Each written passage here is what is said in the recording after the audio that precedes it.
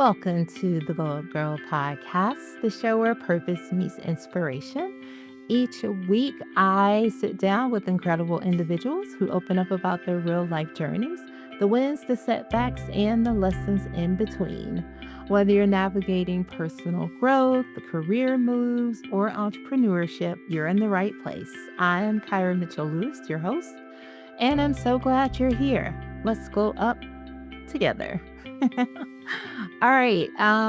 Let's see. What do we have going on here today? I feel like there's always a lot of things happening. Always a lot of things happening. So what I do want to say, if you're someone who is out there and you're thinking this is gonna be the year, this was gonna be the year, this is the year, this still can be the year that you're going to appear on podcasts, you're going to um do more speaking engagements. If you are looking to do all those things, but you're not quite sure of like what your actual like story is, I've got a great tool for you. You can find it on globegrow.com. It's called On Your Story, and it's a free 20-minute reflection guide that I created to help you uncover your story, find clarity, and really figure out like where you want to take that story next and how to tell it. So it's 9 prompts. It's totally free. You can go there and download it today. All right, so let's talk about our guest today, Xanet Pailet, and I hope I'm not butchering her name. I love her name though. She is a sex and intimacy educator, coach, and entrepreneur and author. And for over 15 years, she's helped women and couples heal intimacy challenges, rebuild emotional connection, and reignite desire in long-term partnerships. She's the founder of Passionate Intimacy Retreats. And we're going to talk about today the desire reset, how to reignite intimacy, connection, and self worth in a long term relationship. So, all right, so let's grab Janae and bring her into the show. Welcome back to the Gyrl podcast. All right, let's welcome Janae to the show. Welcome. So happy to have you. So happy to be here. Yes. Why don't we get started by having you tell our audience listening or watching who you are and what you do? Yeah. So my name is Xanet Pailet. I'm a sex and intimacy educator and coach, working primarily at this point with couples who are struggling with intimacy or are in a sexless marriage or relationship. And I have been doing this for the past 15 years. And the last 7 years, I've created a new company called Passionate Intimacy Retreats, where couples actually come and work with me one on one in Asheville, North Carolina, over a 4 day period of time. And we dig deeply into issues that are blocking them from having the emotional connection that they want and the sexual connection that they want as well. Awesome.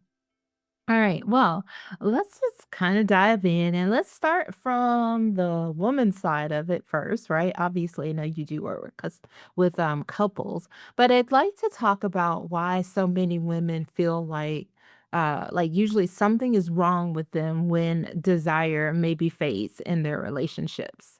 Yeah. And I think a very common experience that women have on men. I think both partners have that.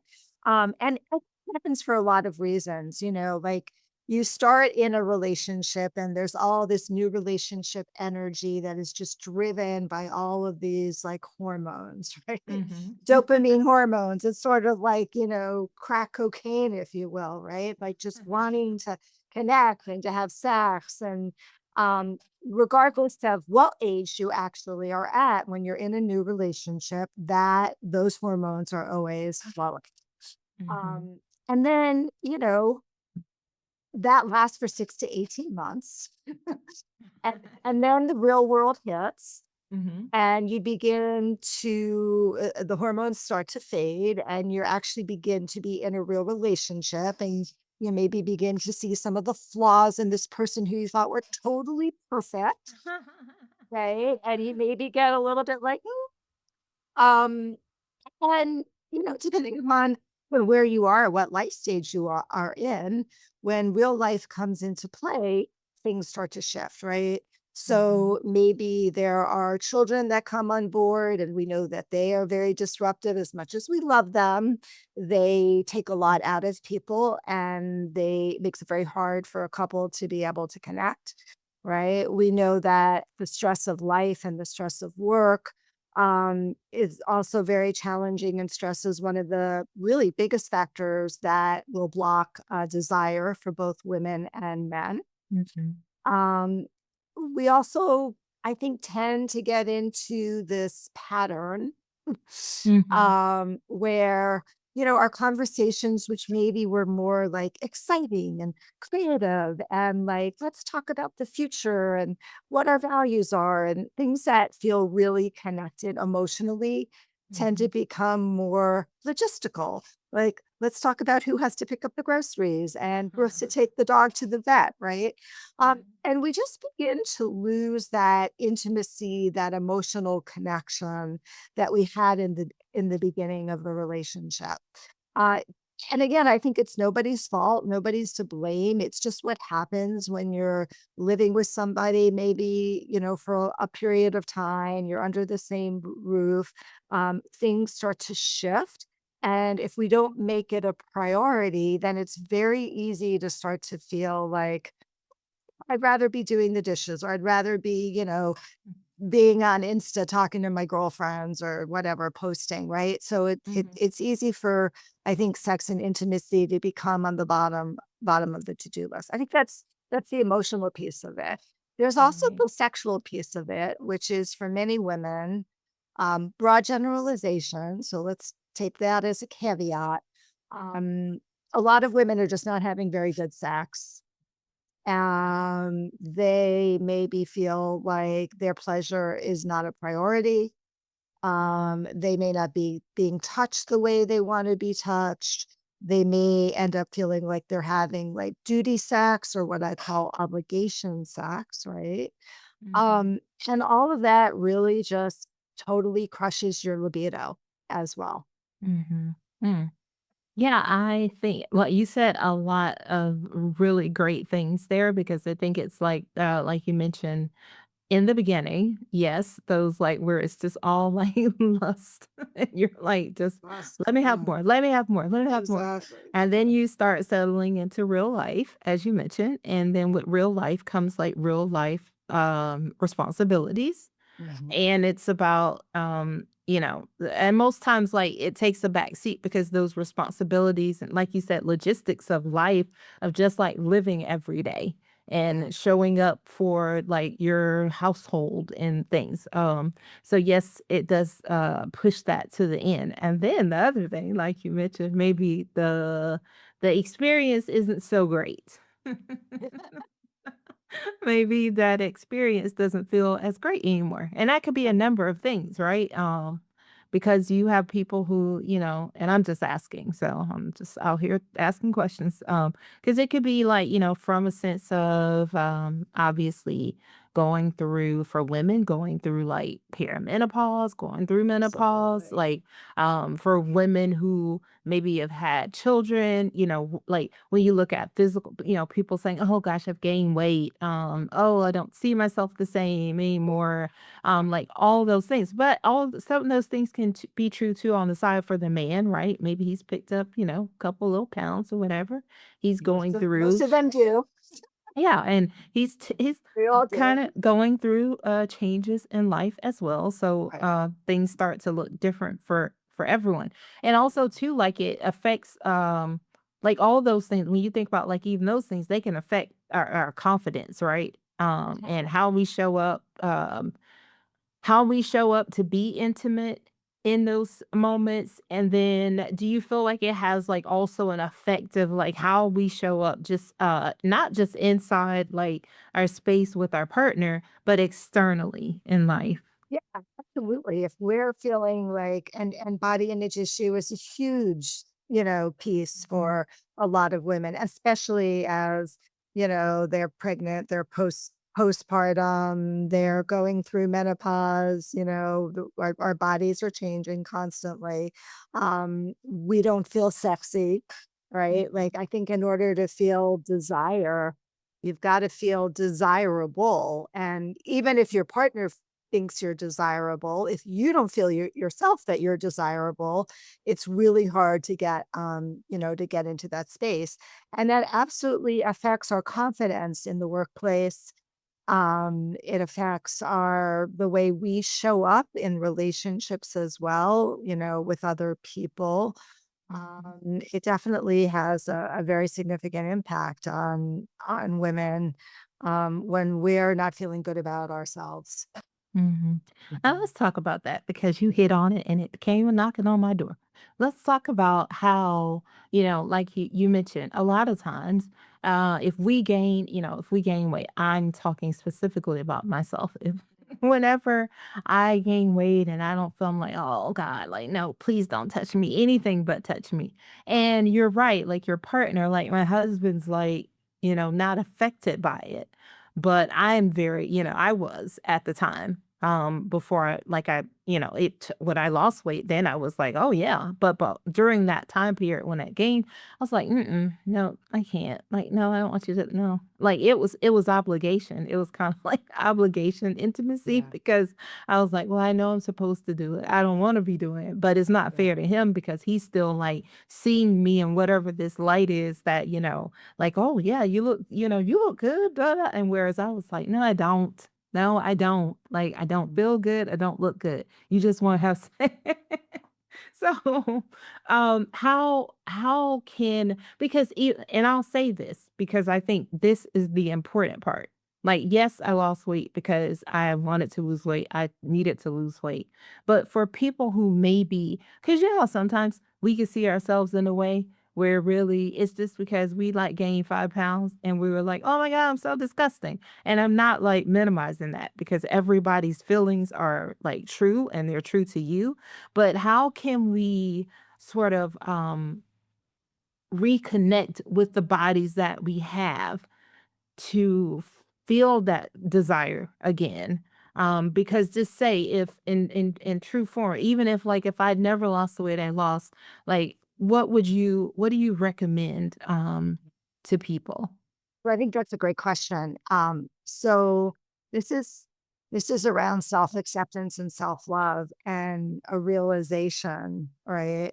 That, when I have women who are when I work with women who are struggling with body image issues, I take them through this really beautiful exercise where we look at all of the ways in which your body is actually your best friend, right? Mm, So sort of mhm, taking it away from like what our belly is looking like right now and the fact that I can like take a chunk of it in my hands, which I hate to, by the way. Um, and recognize, like all of the ways in which your body has supported you and the fact that your body is the only thing that has been with you since the very moment of conception. It will be the only thing that will be with you the day that you pass, right? And all of the ways in which it's amazing and miraculous and it's healed. And if you've been a mom, it's created life and nurtured life and, all of these ways. So it's really a matter of a paradigm shift of, moving away from I'm mad and angry at myself and my body. A lot of women feel like their bodies betrays them, right? mm, Like, mhm, I'm working hard and I'm trying to work out. I mean, I lost right. 6 pounds last year and I Mhm, brought them back right on, and I worked my ass off to get those 6 pounds off, mhm, right? And it's super frustrating.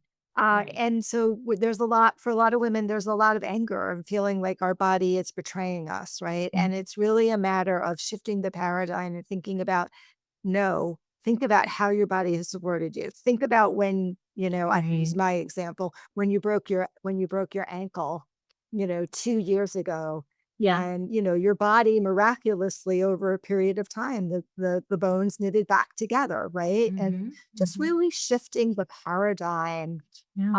which is more about rather than self-guilt or self-loathing, which is true for a lot of women, it's more about Mhm, bringing self-love in, and acceptance of you are constantly changing and your body's going to change with you. That's Right. that's the reality of being a person, being alive. Until we can be humanoid robots, that is the process of aging. Which I hope we don't become. Me too. But I think you're right. That's a very true statement, and very important because that is the thing. And I think, like you said, the older you get and the more self acceptance you have, the wiser you get, I should say, the more self acceptance and self love that you have for yourself, then you can acknowledge that. Yes, okay, yeah, I want to lose weight because of, like, like, for because I got to the place, I'm like, "Yep, I wanna lose weight because, like, I wanna live a long time." Like, it wasn't necessarily about, like, "Oh my god," like, yeah, I was grasping my stomach and going like, "Ooh," but I want to be, I wanna live a long time, so that's the reason, therefore, why I want to. So it makes it, like you said, it makes the acceptance a little bit easier to say, and I think that's a great point about thinking about, like, how your body supports you and how it's shown up for you, like, it continues to show up for you, and it continues to help you, and maybe you should give it a little grace as opposed to saying, "You turn your back on me. You got," you Betrayed me. You let me down. Yes. Why couldn't I be the weight I was 30 years ago? And you're like, "Now think about, would you really wanna go back to that time?" Right. Exactly. Exactly. So, no, I love that. I think that's super important. Now, let's talk about, as we're gonna go back to, like, couples again and talk, or just talking about relationships, right? And the emotional connection. Mhm. Like, what does it look like? Because you talked about when people get into this place of, like, really being on, like, autopilot for years. Mhm. And what can people do to, like, start rebuilding that connection? I think part of it is um, making sure or helping to ensure that there's a lot of emotional safety in the relationship itself, which Mhm. means that you feel like you can express how you're feeling to your Mhm. partner and that they will listen to you, not become defensive, not invalidate your feelings, right? This is a very common pattern with of couples where they get, somebody says, I'm feeling really hurt by what happened last night. Oh, you shouldn't feel hurt. That was Mhm. ridiculous, right? That's a complete invalidation of your Right. feelings. Mm. And so, ways to start that conversation is in my book. I have this new book, The Sex and Intimacy Repair Kit. Ah, Um, yes. Hold yeah, that up again so people here it can is. see it. The Sex and Intimacy Repair Kit: How to Enhance Communication and Create a Lifetime of Passionate Intimacy. Um, and one of I think a really great practice that I have in that book is using a feeling wheel. You've probably Oh, yeah, I used it, love the right? feelings The wheel. feeling Yes. wheel, right? It's a Yep. wonderful instrument, and there's a Mhm. copy of it in there. Um, and really just sitting with your partner and practicing, first of all, identifying what does it feel like inside my body when I feel anxious? What does it feel like when I am, I'm starting to feel sarcastic? Recognizing how those feelings relate to the core feelings of mad, sad, glad, and scared, and being Mhm. able to just practice, saying, like, right now I'm feeling, a little nervous about having this conversation with you. Mhm. Right. And then your partner might say, oh, when you say you're feeling nervous about having this conversation, it makes me feel in a different way. Right. And kind of going back and forth so that you'll notice being able to practice using the language of feelings, which a lot of people really struggle with. And then notice what it's like when you go in the connection and out of connection. Because if you do that exercise for like 5 minutes, there'll be times when you go out of connection. And then there'll be times when you come back into connection with each other. And that's a big part of intimacy, right? Is understanding that coming out of connection is normal. That is just a normal experience that people are going to have. But how do you recognize it and how do you come back together?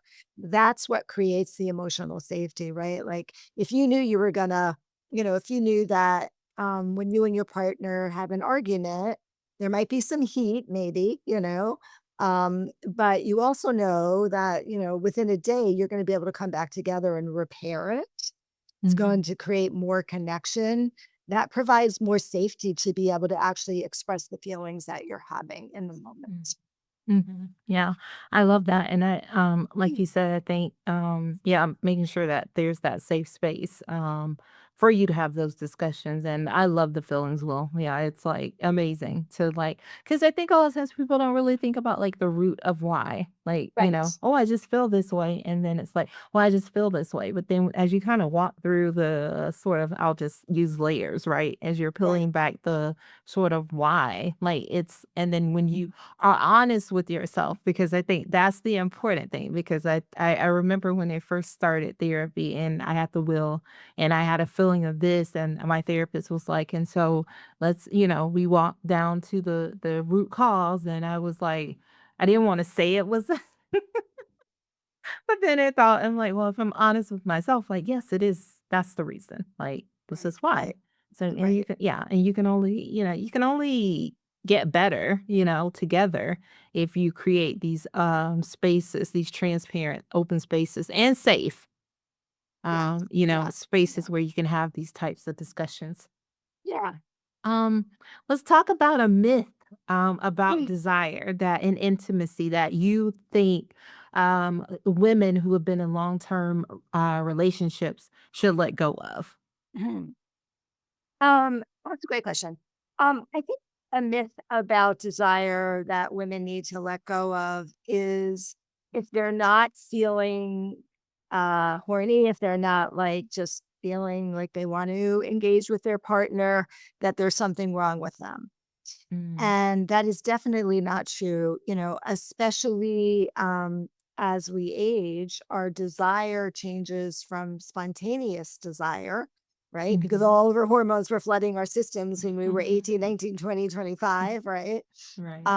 But as women's age and our estrogen drops and our testosterone drops and all of our hormones start to drop, that actually really changes. And desire becomes more what we call responsive. And responsive desire is a very normal thing.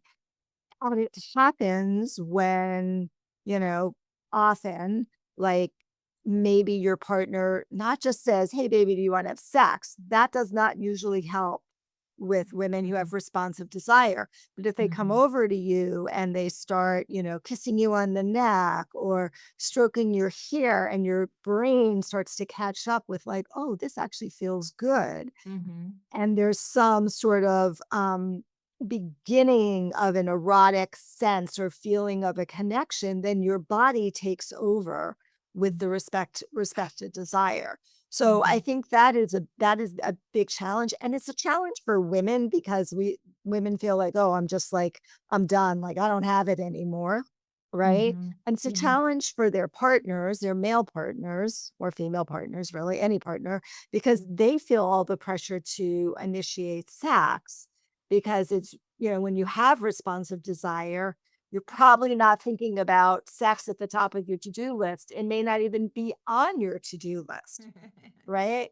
Right. So I think that's a really big myth that women have. It's not like they're broken. A lot of women think, "Oh, I'm broken. I Mhm, don't I don't have desire anymore." It's like, no, you just need to like understand that, and it doesn't have to be your partner initiating it if you're really conscious about it, if watching a sexy movie or porn or reading an erotic book starts to create some desire inside of you, right? Because that can certainly be responsive desire as well, then you can initiate on your own, and get your own arousal up as well, because it's not fair for your partner to have to always initiate. And a lot of times they feel rejected.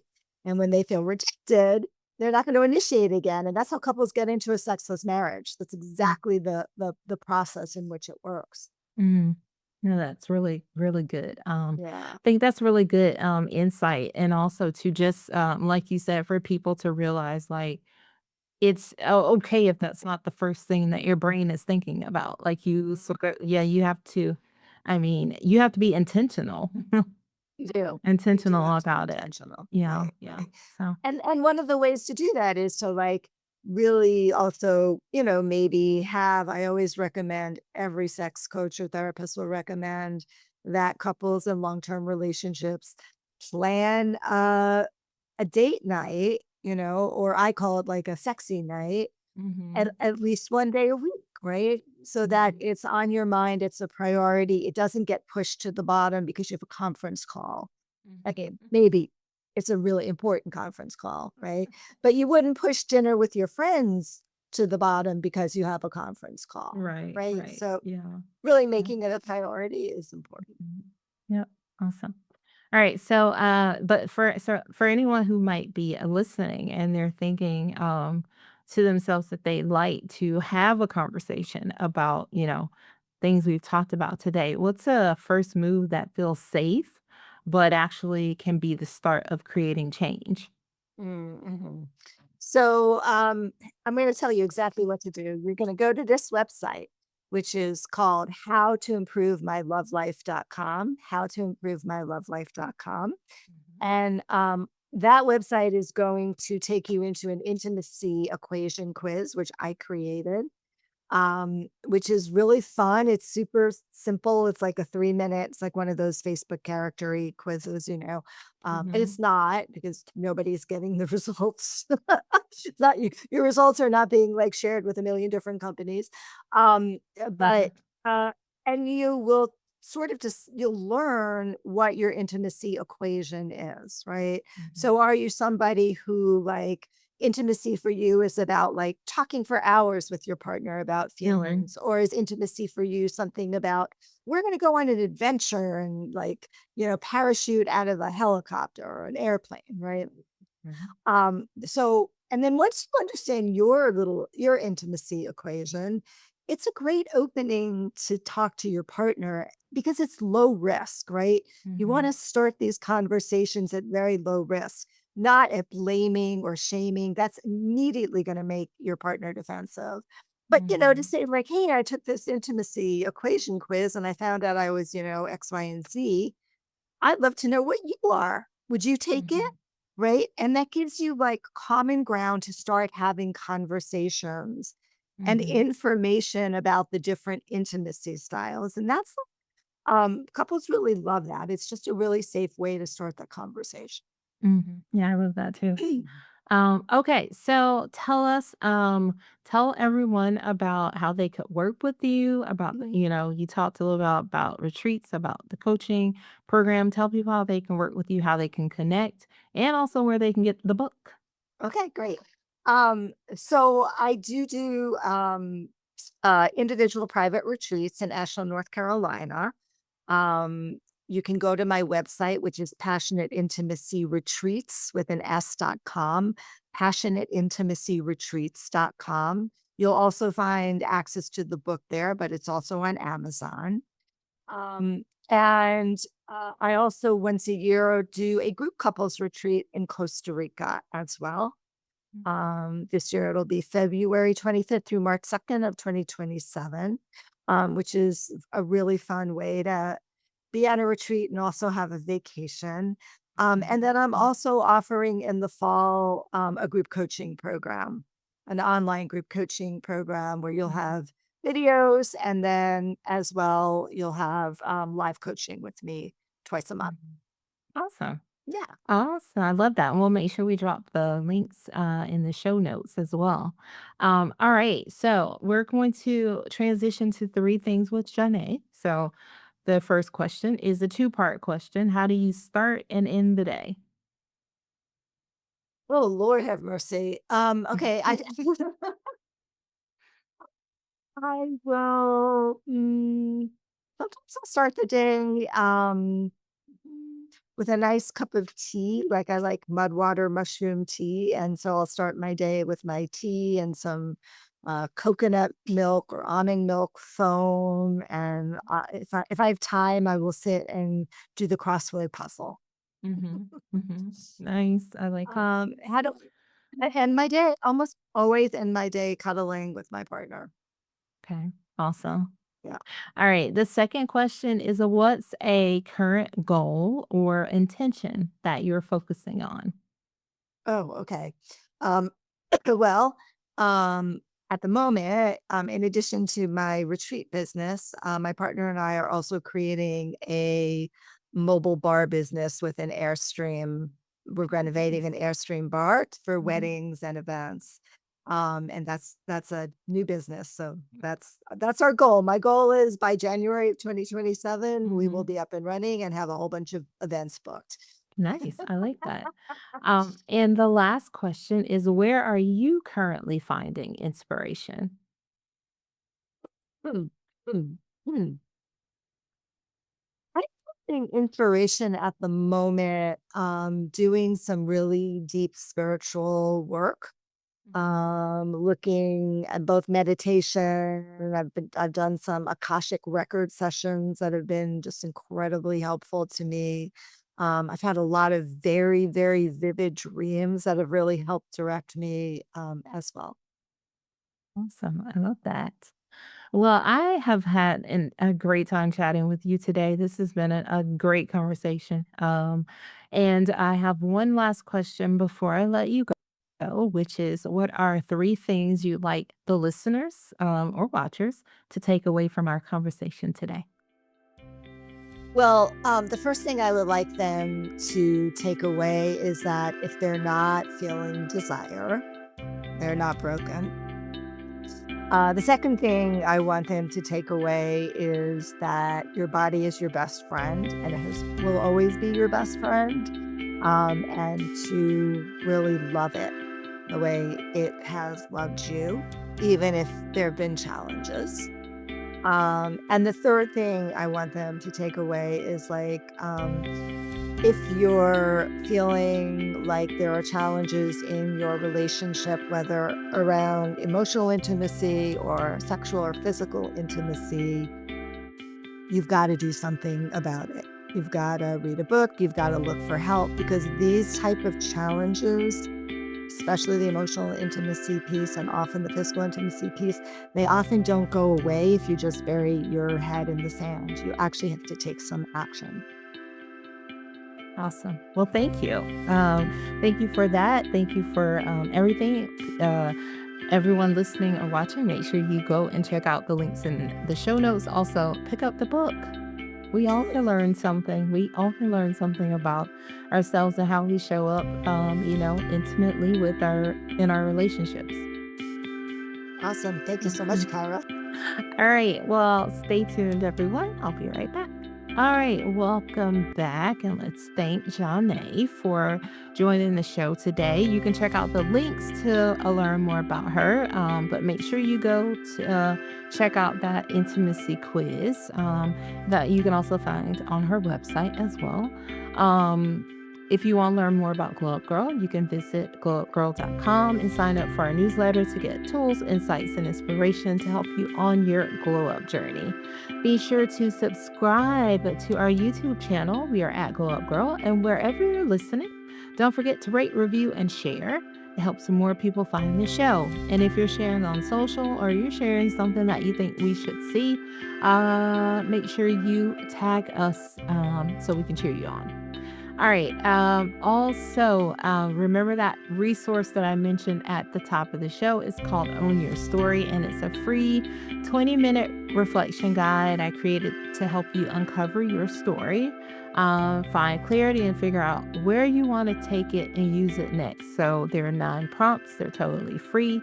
Download it at glowupgirl.com and look for Own Your Story. The link is also in the show notes. All right. And if you're a brand or business looking to partner, make sure you reach out to hello@goldgirl.com. All right, my friends. Well, I want to say thank you again for spending part of your day with me. I appreciate your support. And I'll see you all next week. So until then, stay focused, fab, and glow up. Take care, everyone.